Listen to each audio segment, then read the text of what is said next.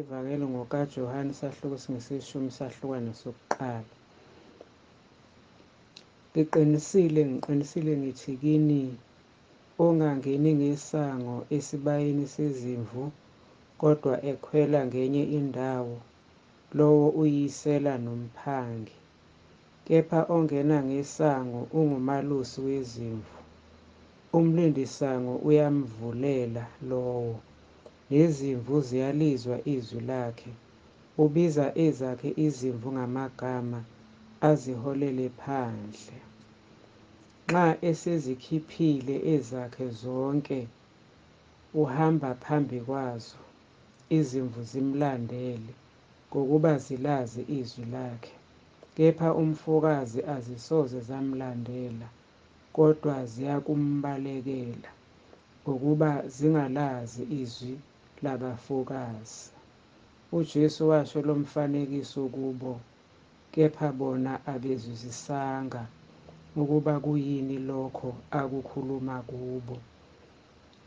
Ngakho-ke uJesu wabuye wathi kubo, ngiqinisile ngithi kini, mina ngiyisango lezimvu. Bonke abafike ngaphambi kwami bangamasela nabaphangi, kepha izimvu azibezwanga. Mina ngiyisango, uma umuntu engena ngami uyakusindiswa, angene aphume afumane idlelo. Isela kalizi kungengokweba, nokubulala, nokubhubhisa. Mina ngize ukuba babe nokuphila, babe nakho kuchichime. Ngingumalusi omuhle. Umalusi omuhle udela ukuphila kwakhe ngenxa yezimvu. Okhokhelwayo engesiye umalusi, izimvu zingesizo ezakhe, ebona impisi iza, ushiya izimvu, abaleke, impisi izidlozomele, izihlakaze. Ngokuba engokhokhelwayo, engazinakekeli izimvu. Mina ngingumalusi omuhle, ngiyazazi ezami, nezami ziyangazi. Njengalokhu uBaba uyangazi, nami ngiyamazi uBaba. Ngidela ukuphila kwami ngenxa yezimvu. Nezinye izimvu nginazo ezingesizo ezalesi sibaya, nalezo ngimelwe ukuziletha. Ziyakuzwa izwi lami, kube mhlambi munye nomalusi munye. Ngalokho uBaba uyangithanda, ngokuba ngidela ukuphila kwami ukuba ngibuye ngikuthabathe. Akakho ongangamuka ukuphila kwami, kodwa ngikudela ngokwami. Nginamandla okukudela, nginamandla okubuye ngikuthabathe. Lo myalo ngiwamukele kuBaba. Kwaba khona futhi ukwahlukana phakathi kwabaJuda ngalawo mazwi.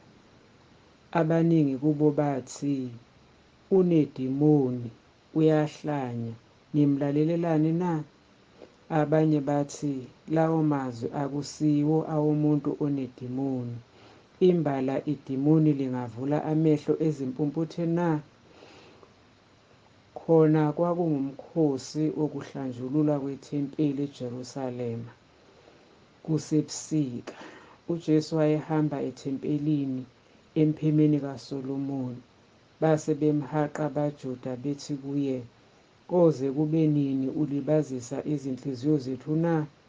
Uma wena unguKristu sitshele ngokucacileyo. UJesu waphendula wathi, nganitshela, kodwa anikholwanga. Imisebenzi engiyenzayo egameni likaBaba yiyona efakaza ngami. Kodwa nina anikholwa, ngokuba anisibo abezimvu zami. Izimvu zami ziyalizwa izwi lami, nami ngiyazazi, ziyangilandela. Ngizinika ukuphila okuphakade, azisoze zabhubha naphakade, akakho ongazihlwitha esandleni sami. UBaba onginikileyo mkhulu kunabo bonke akakho ongazihlwitha esandleni sikaBaba. Mina noBaba simunye. AbaJuda base bebuye bethatha amatshe ukuba bamkhande. UJesu waphendula wathi, nginitshengise imisebenzi eminingi emihle evela kuBaba. Yimuphi umsebenzi kulena eningikhandela wona na? Bamphendula abaJuda bathi, asiwukhandi ngenxa yomsebenzi omuhle, kepha ngenxa yokuhlambalaza, ngokuba wena ungumuntu ozenza uNkulunkulu. UJesu waphendula wathi, akulotshiwe yini emthethweni wakini ukuthi ngithe ningonkulunkulu na? Uma wathi bangonkulunkulu bona, eleza kubo izwi likaNkulunkulu, nombhalo ungeqiwe. Nithi ngaye uyise amahlukanisileyo wamthumela ezweni ukuba uyahlambalaza ngokuba ngithe ngiyindodana kaNkulunkulu na? Uma ngingenzi imisebenzi kaBaba, maningakholwa yimi. Kepha uma ngiyenza, nakuba ningakholwa yimi, kholwani yimisebenzi, ukuze nazi niqonde ukuthi uBaba ukimi, nami ngikuBaba.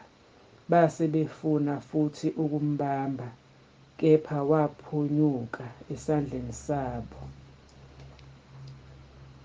Waphinda wamuka waya phesheya kweJordani, kuleyo ndawo lapha uJohane waqala ukubhaphathiza khona, wahlala lapho. Nabaningi beza kuye, bathi, uJohane nempela akenzanga sibonakaliso nasinye, kepha konke uJohane akusho ngalowo muntu kwakuqinisile. Abaningi bakholwa nguye lapho. Ivangelo kaJohane isahluko singesishumi-1 isahlukwane sokuqala. Kwakukhona othile ogulayo, uLazaro waseBhethaniya, umuzi wakubo kaMariya nodadewabo uMatha. UMariya kwakunguye owagcoba iNkosi ngamafutha, wesula izinyawo zayo ngezinwele zakhe. Umnewabo uLazaro wayegula. Ngakho-ke odadewabo bathumela kuye, bathi, Nkosi, bheka, lo omthandayo uyagula. UJesu esekuzwile lokho wathi, lokhu kugula akusikho kokufa, kodwa kungenxa yenkazimulo kaNkulunkulu, ukuba indodana kaNkulunkulu ikhazimuliswe ngakho. Kepha uJesu wayebathanda oMatha nodadewabo noLazaro. Ngakho-ke kwathi ezwa ukuthi uyagula, wahlala futhi izinsuku ezimbili endaweni abekuyo. Emva kwalokho wathi kubafundi bakhe, asibuye siye eJudiya. Abafundi bathi kuye, Rabi, abaJuda basanda ukufuna ukukhanda ngamatshe. Usaya futhi khona na? UJesu waphendula wathi, awakho yini amahora ayishumi-2 emini na? Uma umuntu ehamba emini, akakhubeki, ngokuba ubona ukukhanya kwalelizwe. Kodwa uma umuntu ehamba ebusuku, uyakhubeka, ngokuba kungekho kukhanya kuye. Wakhuluma lokho, emva kwalokho wathi kubo, uLazaro umhlobo wethu ulele, kepha ngiyahamba ukuba ngimvuse ebuthongweni. Abafundi bakhe base bethi kuye, Nkosi, uma elele uyakusinda. Kepha uJesu wayekhuluma ngokufa kwakhe, kepha bona babethi ukhuluma ngokulala ubuthongo. Ngakho-ke uJesu wathi kubo ngokucacileyo, uLazaro ufile. Ngiyathokoza ngenxa yenu ukuthi bengingekho, ukuze nikholwe, kepha asiye kuye.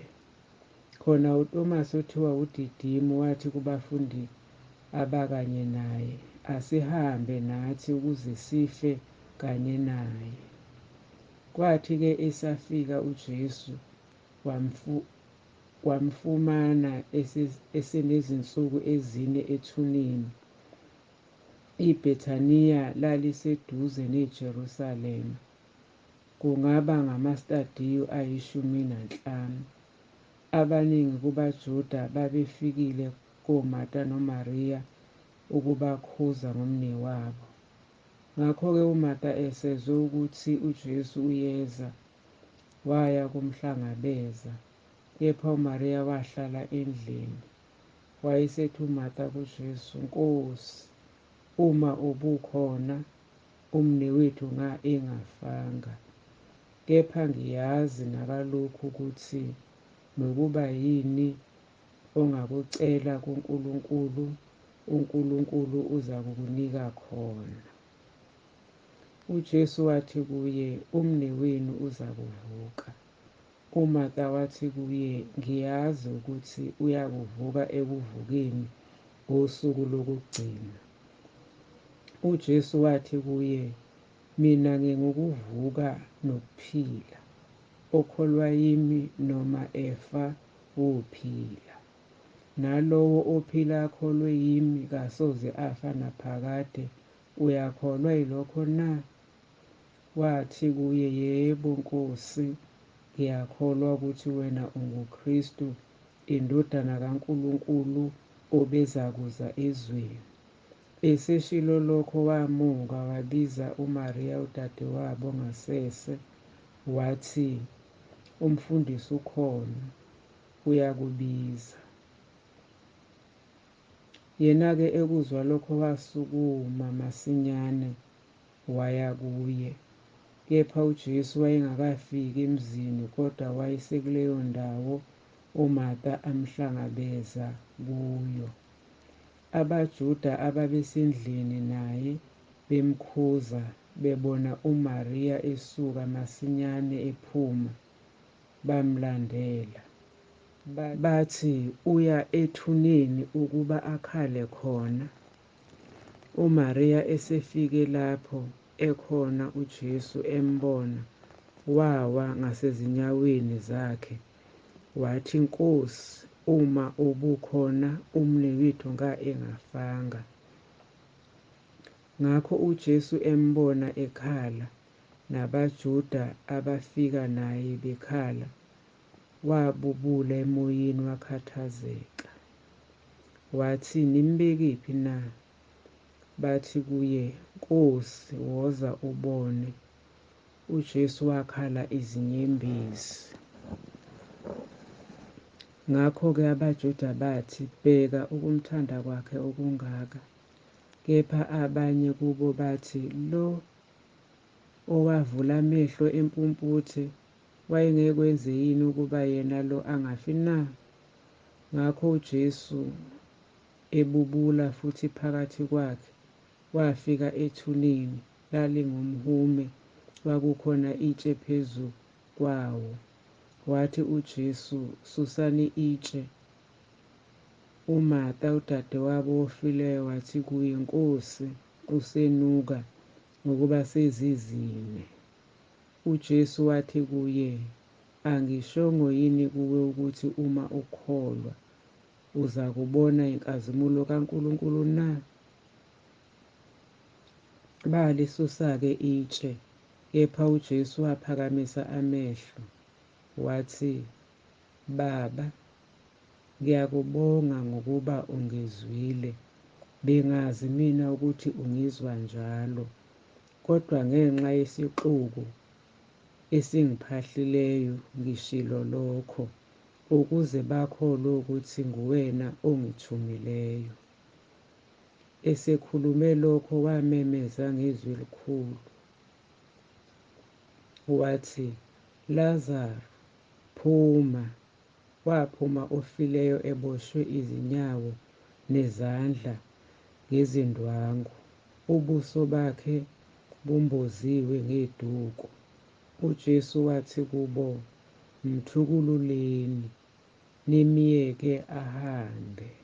Khona abaningi kubaJuda ababezile kuMariya bebona abekwenzile bakholwa nguye, kepha abanye babo baya kubaFarisi babatshela abekwenzile uJesu.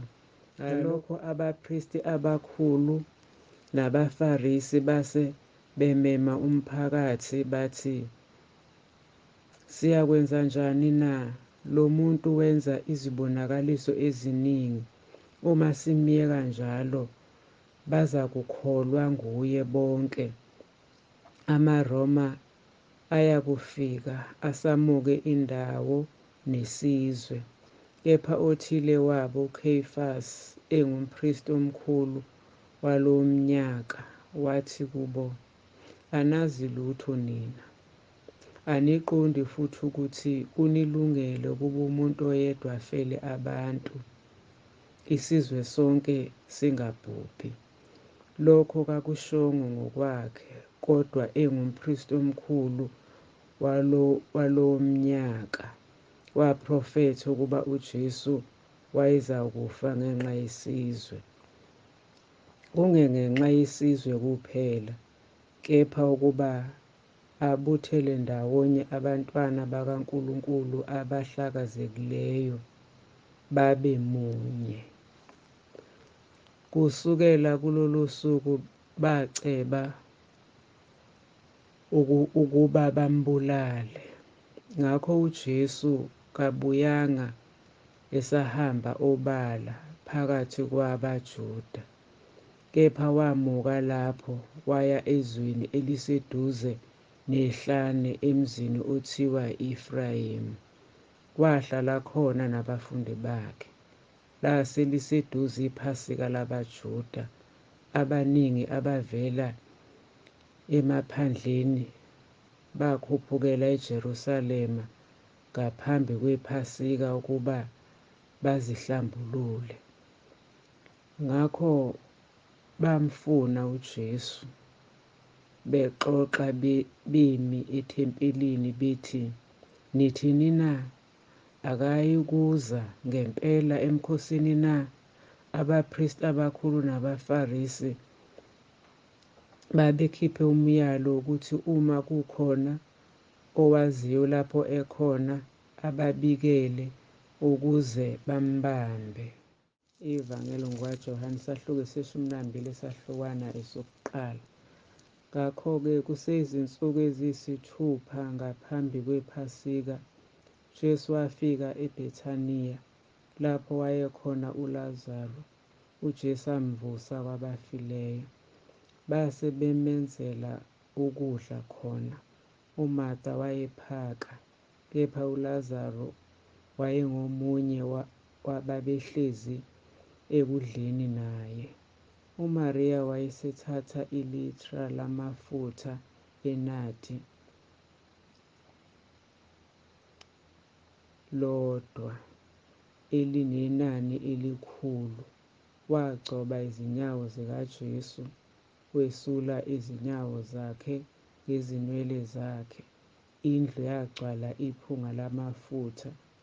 Kepha uJuda Iskariyothi, omunye wabafundi bakhe obezakumkhaphela, wathi, "Yini ukuba lawa mafutha engathengisanga ngawodanariyu abangama300 kwaphiwa abampofu na?" Washo lokhu kungokuba ekhathalele abampofu, kepha ngokuba eyisela, ephethe isikhwama eba okufakwa kuso. Ngakho uJesu wathi, "Myeke ukuba awalondolozele usuku lokumbelwa kwami.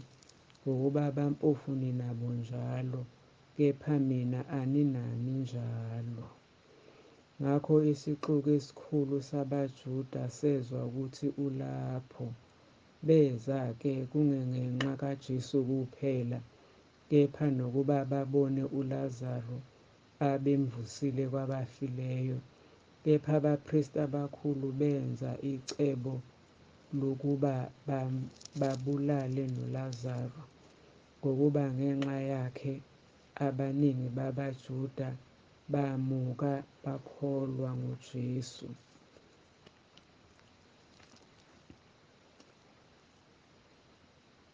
Ngangomusa abantu abaningi bafike emkhosini sebezwile ukuthi uJesu uyeza eJerusalema. Bathatha amahlamvu esundu baphuma ukumhlangabeza, bamemeza bathi, "Hosiyana, ubusisiwe uzayo egameni leNkosi, yebo iNkosi ka-Israyeli." UJesu esefumene imbongolo entsha wakhwela kuyo, njengokulotshiweyo ukuthi, "Ungesabi, ndodakazi yaseSiyoni, bheka, iNkosi yakho iza ikhwele ethulini lembongolo." Lokho abafundi bakhe abakuqondanga ekuqaleni, kodwa esekhazimulisiwe uJesu base bekhumbula ukuthi kulotshiwe lokho ngaye nokuthi babekwenzile lokho kuye. Ngakho safakaza isixuku esasinaye lapho ebiza uLazaro aphume ethuneni amvuse kwabafileyo. Ngenxa yalokho isixuku saya samhlangabeza, ngokuba sasesizwile ukuthi wayesenzile leso sibonakaliso. Ngakho abaFarisi bakhuluma bodwa bathi, "Niyabona ukuthi anisizi lutho, bheka, izwe lonke liyamlandela." Kwakukhona amaGrikhi athile phakathi kwababenyuka ukuba bakhuleke emkhosini. Lawo-ke aya kuFilipi waseBethsaida laseGalile acela kuye athi, "Nkosi, sithanda ukubona uJesu." UFilipi weza wamtshela u-Andreya. Weza u-Andreya noFilipi basho kuJesu. UJesu waphendula wathi kubo, "Sesifikile isikhathi sokuba ikhazimuliswe iNdodana yoMuntu.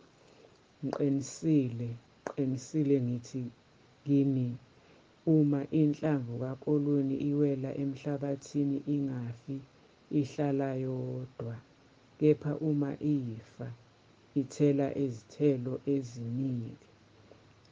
Lowo othanda ukuphila kwakhe ulahlekelwa yikho, nozonda ukuphila kwakhe kulelizwe uyakulondela ukuphila okuphakade. Uma umuntu engikhonza, akangilandele, nalapha ngikhona mina soba khona nesikhonzi sami. Uma umuntu engikhonza, uBaba uyakumazisa lowo. Kalokhu umphefumulo wami ulusizi, ngizakuthini na? Baba, ngisindise kulo mzuzu." Kodwa ngenxa yalokhu ngize kulo mzuzu, Baba, khazimulisa igama lakho. Kwase kufika izwi livela ezulwini, lithi, "Ngilikhazimulile, ngobuya ngilikhazimulise." Ngakho abantu ababimi bezwa bathi beliduma, abanye bathi, "Ingelosi ikhulume kuye." UJesu waphendula wathi, "Leli zwi alizanga ngenxa yami, kepha ngenxa yenu. Kalokhu kungukwahlulelwa kwalelizwe. Kalokhu umbusi walelizwe uzakuxoshwa. Mina xa ngiphakanyiswa emhlabeni, ngiyakubadonsela kimi bonke." Lokho-ke wakusho efanekisa ukufa okumfanele afe ngakho. Ngakho isixuku samphendula sathi, "Sizwile emthethweni ukuthi uKristu uyakuma phakade. Usho kanjani wena ukuthi iNdodana yoMuntu imelwe ukuphakanyiswa na? ingubani le ndodana yomuntu na? Wayesethi kubo uJesu, kuseyisikhashana ukukhanya kukhona kini. Hambani nisenokukhanya, ukuze ubumnyama bunganehleli. Ohamba ebumnyameni akazi ukuthi uya ngaphi. Nisenokukhanya, kholwani ngokukhanya, ukuze nibe ngabantwana bokukhanya. Washo lokho uJesu wamuka wasithela kubo. Kepha noma ebenzile izibonakaliso ezingaka phambi kwabo, abakholwanga nguye, ukuba izwi lika-Isaya umprofethi ligcwaliseke, alikhuluma lokuthi, Nkosi, ubani owakholwa ukushumayela kwethu na? Ingalo yeNkosi yambulelwa bani na? Ngalokho babengekholwe, ngokuba u-Isaya washo futhi ukuthi, uphuphuthesekile amehlo abo, wayenza lukhuni inhliziyo yabo, funa babone ngamehlo, baqonde ngenhliziyo, baphenduke ngibaphulukise. Isaya wakusho lokho ngokuba ebona inkazimulo yakhe ekhuluma ngaye.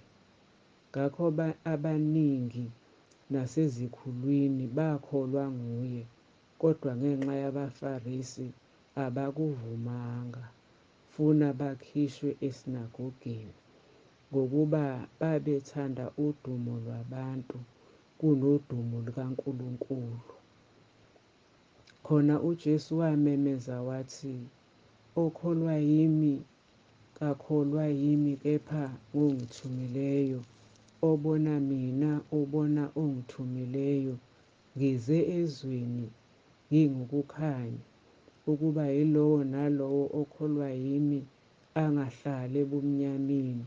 Uma umuntu ezwa amazwi ami engawalondi, lowo angimahluleli mina, ngokuba angizanga ukuba ngahlulele izwe, kepha ukuba ngisindise izwe. Ongalayo engawamukeli amazwi ami unomahlulelayo. Izwi engalikhulumayo yilona eliyakumahlulela ngosuku lokugcina. Ngokuba mina angikhulumanga ngokwami, kodwa uBaba ongithumileyo nguye onginike umyalo wokuba ngizakuthini, ngikhulumeni. Ngiyazi ukuthi umyalo wakhe ungukuphila okuphakade. Ngakho-ke lokho engikukhulumayo ngikukhuluma njengalokho uBaba angitshela khona.